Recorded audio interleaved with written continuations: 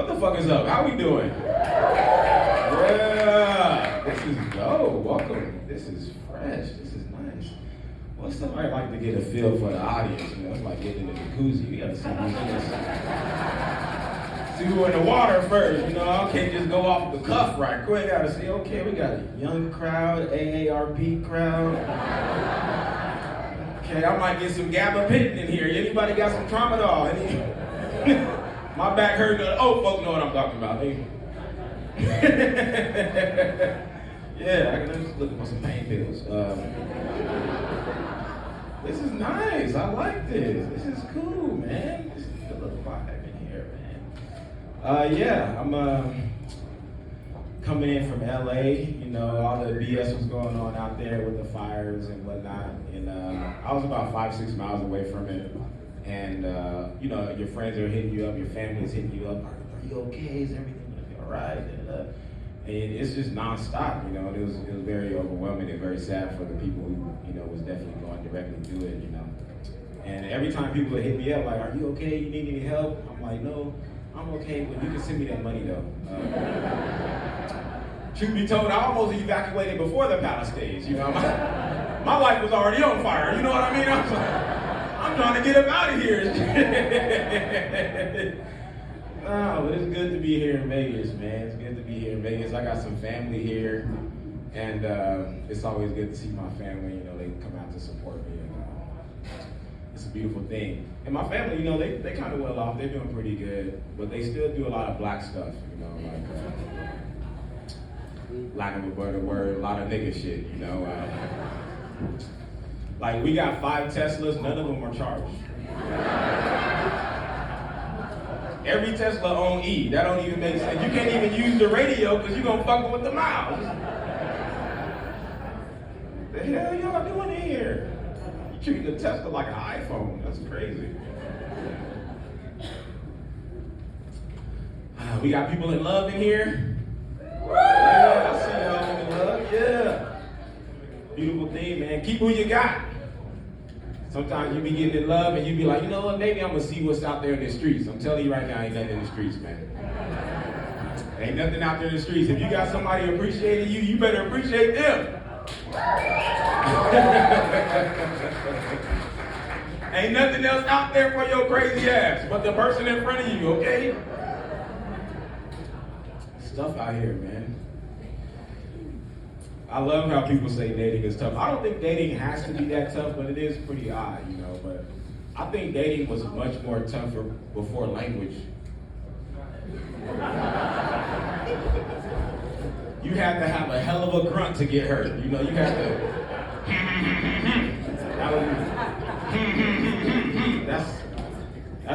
That's where language came from. Somebody said, "Bitch, you want to go on a date or not?" I got a pterodactyl back here. We trying to.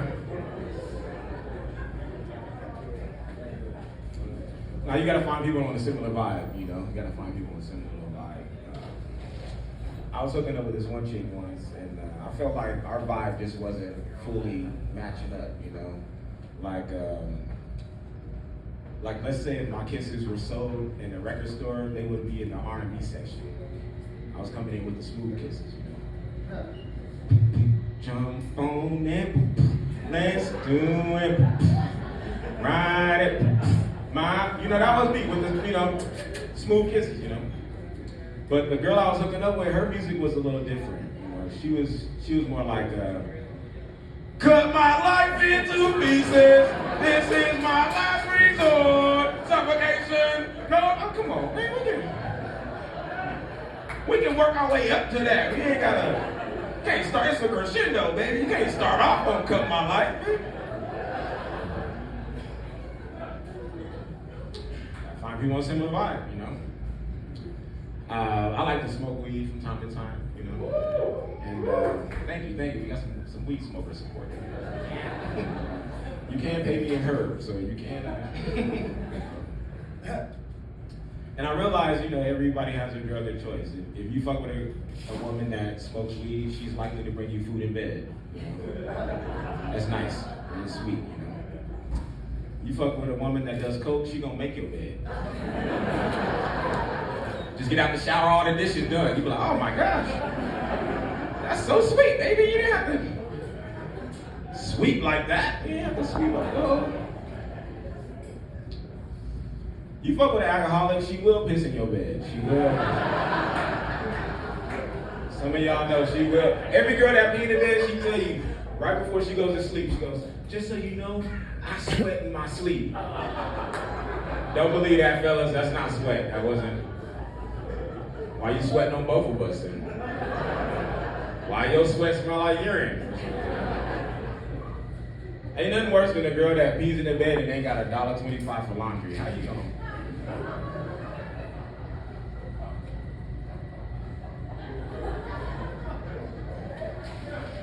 Don't fuck with a Methodist, you steal your bed, and then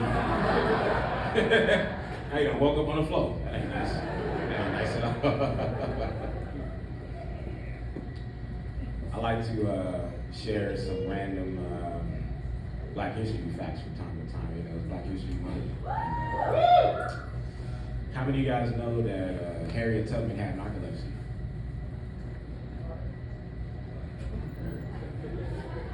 This is not a joke. This is a real story. She suffered an injury on the plantation, and it gave her this like narcoleptic type of syndrome, you know. And I'm curious about how that affected the railroad. You know, could you imagine? Well, not you, but could you imagine being broken from behind a black person? Yeah, you could be broken. But you imagine being broken from bondage and she falls asleep 50 yards away from the plantation. You just run and she goes, Jebediah, what the fuck we gonna do? And little did you know in that narcoleptic nap was where she got the steps of freedom. She just woke up like, we're gonna make a left down here by the hill. And then we're gonna get the guns and then we're gonna be free. She had a really famous quote. She said, I freed 1,000 slaves, but I could have freed 1,000 more if I would have got that REM sleep. You could save a whole people with 8 hours, you know, that's all you really needed, you know. You're stressing out here in life.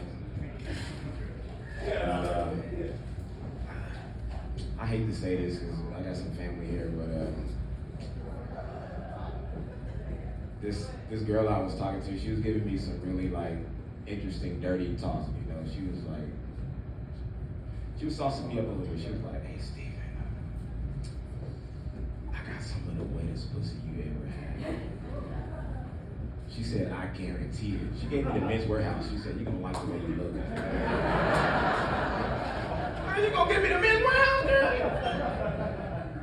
She said, yeah, I got some of the wettest pussy you ever had. And it was wild because both of her kids had eczema. Now with these dry ass flaky kids running, now with all this Columbine lotion with these kids in here, this shit, you crazy to be thinking.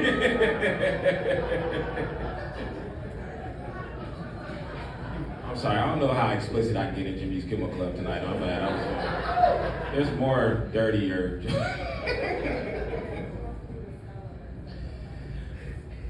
I remember a couple of years ago, me and my family, we decided to go snowboarding for the first time. You guys, anybody ski or snowboard here? Ever been? Yeah. Okay, cool. And we got black skiers too. Okay, cool. Well, me and my family, it was all of our first time skiing, and usually, like, you know, black people, we know how to dress, but that's for places that we usually go to. We didn't know how to equip ourselves. We just found ourselves on a double black diamond mountain in Utah. No bunny slopes, no rehearsal, no this is how you turn. None of that. Just 5 black people on top of the mountain trying to figure it out, right? I'm up there with my high school football jacket and some Wrangler jeans. Wranglers ain't even made for the snow, despite the commercials. They're not snow jeans, you know? And I should have known something was gonna kind of go awry a little bit, because as soon as we got there was a white woman attached to a snowmobile she was in a stretcher. Yeah, she was like laying in a stretcher attached to the snowmobile, and she had an outfit on that we didn't have on. She was prepared, and look what happened to her, you know. And me and my brother-in-law, we get into the ski lift, and we take the longest. Actually, the ski lift was thrilling enough. The ride up, whenever you get out of snowboard, I'm like, the ride up, this bitch is it. This is pretty good. I can go back down now.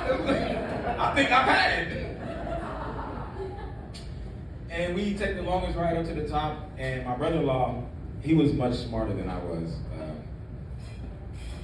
He looks at me, and then he looks at the mountain, and he just says, nope.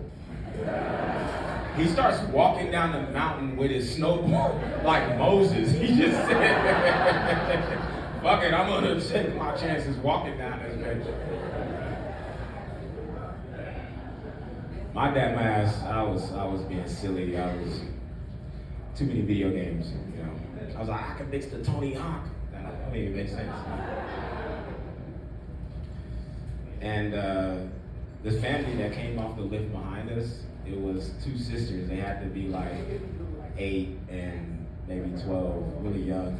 But these bitches started tandem skiing. That shit gassed me up. I said, oh, hell no. Nah. These bitch ain't even got no sticks. She just free. I said, oh, no. If she can do it, I can definitely do it. No, it didn't happen like that. I actually just turned into that Homer Simpson. I just avalanched down the whole mountain, and my snowboard, I can't even speak. I lost the board. Everyone was like, watch out! It's not nice. It's not nice at all. Oh man, I live in West Hollywood, and West Hollywood is kind of wild, you know. It's wild because I've never seen the same black person twice.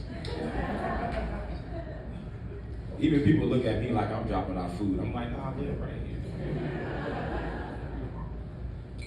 And one day I went to go get a massage. My back was hurting, you know. I was like, I need a massage.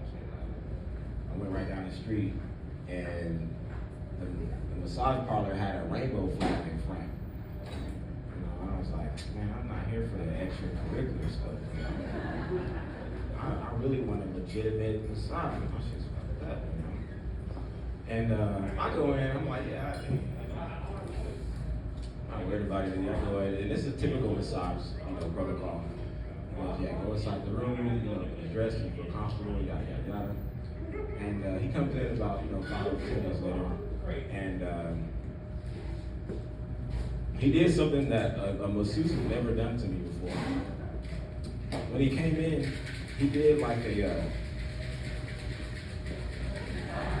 if there was a plate of cups and bowls and tables, like the way he yanked the sheet, it would have stayed in place. Like the way what are you doing? That's never been a practice, man. It's cold in here. And then the second thing is he had no finesse with the oil. He went straight bottle to back. You can't go straight bottle to back because now you got me. It's cold in here, man. But then, I fucked up because I'm really ticklish. Oh, you ticklish too? Oh, I hate it. Oh, I hate being ticklish. She's gonna murder you right now. You keep messing with her like that. I hate being ticklish. And he's massaging my thighs. And I'm laughing, but I'm trying to hold in my laugh so it sounds like a moan. I'm just in there like,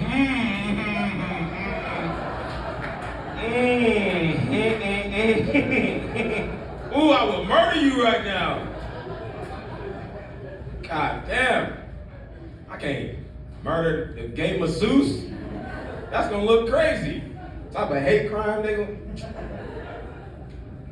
And I'm gonna have to take it to trial. I'm No, I'm gonna have to take it to court if it does go that far. I'm like, Your Honor, you gotta bring in 12 ticklish motherfuckers in here first. I need to be judged by my peers. You need to. I need people in here who know how I feel. Okay, this has been a phenomenal time. I've had a great time with you. My name is Stephen Marcus Relaford. You guys enjoy the rest of the show. Appreciate it. Thank you, thank you, thank you.